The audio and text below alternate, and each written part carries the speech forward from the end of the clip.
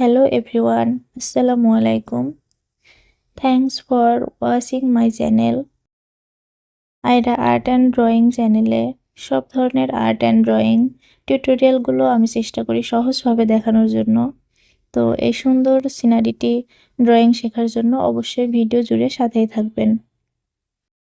তো এই scenery drawing করার জন্য আমাদেরকে প্রথমে একটি বৃত্ত অঙ্কন করে নিতে হবে। এরপরে বৃত্তর মাঝখান দিয়ে একটি দাগ টেনে নিতে হবে। দুইটা সাইড বানিয়ে নিতে হবে আর কি। এক সাইডে আমরা দেয়াল আর্ট করব আর অন্য সাইডে বেলকনি আর্ট করব।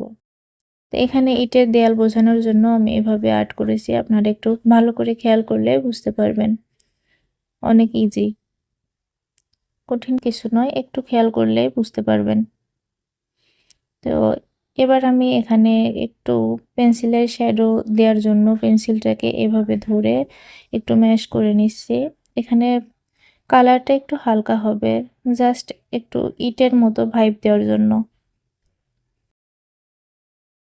তো এবার বেলকনির অংশটা আর্ট করার জন্য আমাদেরকে এভাবে মাঝখান দিয়ে একটি দাগ টেনে নিতে হবে, উপর দিয়ে আরও একটি দাগ দিয়ে ডাবল করে নিতে হবে। এটা বেলকনির উপর সাইড। এবার বেলকনির যে ফাঁকা ফাঁকা, এটা অর্ধেক বেলকনি বোঝাচ্ছে আর কি। একটু ফাঁকা ফাঁকা করে আমাদেরকে এই দাগগুলো দিয়ে নিতে হবে।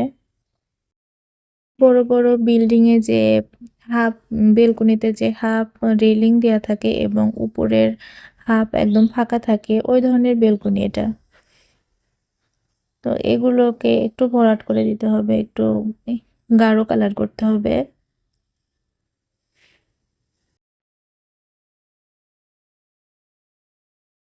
এবার একটি মাটির টব আর্ট করব। এটা কোনো গাছ বা ফুলের টব, মাটির টবগুলো যেভাবে হয় আর কি, একটু কলসি টাইপের করব যাতে এখানে একটু সুন্দর দেখায়। এবার আমি একটি গাছ আর্ট করব। এটা জাস্ট একটি গাছ আর পাতা অঙ্কন করব, কারণ এখানে আমি কোনো ফুল দিব না। আমি শুধুমাত্র পেন্সিল দিয়েই এই আর্টটা সম্পূর্ণ করেছি। তো আমি ফুল না দিয়ে পাতা দিলে আমার কাছে মনে হচ্ছিল যে এটা সুন্দর লাগবে, এই জন্য আমি ফুল না আর্ট করে শুধু পাতায় দিয়েছি। আর পাতা দিয়ে এই সিনারিটা আমার কাছে অনেক ভালো লেগেছে। পাতাগুলো আর্ট করা একদম সহজ, একটু খেয়াল করে দেখুন। পাতার মতো একটু আকৃতি দিয়ে তারপরে পেন্সিল দিয়ে একটু ভরাট করে দিলেই মনে হবে যে সুন্দর পাতা। এরপরে এই কলসিটাকে আর একটু ডিজাইন করে দিলাম।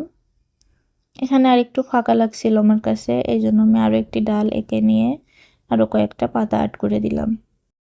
ভালো লাগলে অবশ্যই লাইক কমেন্ট করবেন আর চ্যানেলটিকে সাবস্ক্রাইব করতে ভুলবেন না। আল্লাহ হাফেজ।